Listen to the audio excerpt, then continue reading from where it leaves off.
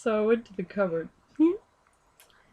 And I saw some angel hair pasta. Yeah. So I decided to make some angel hair pasta. Yeah. You know what kind?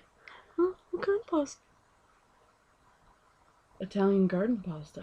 Oh, you kidding me? Nope. No. So then I went to the freezer. Yeah. You know what I saw there? Yeah. Some shrimp. What kind of shrimp? Jumbo shrimp. No.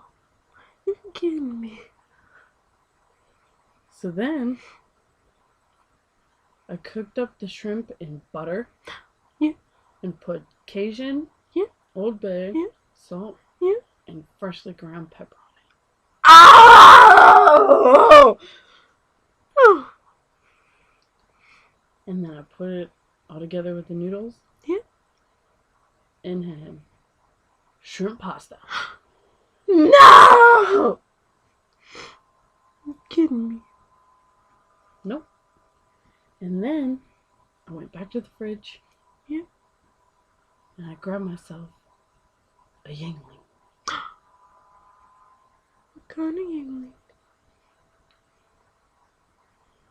A lager Yingling.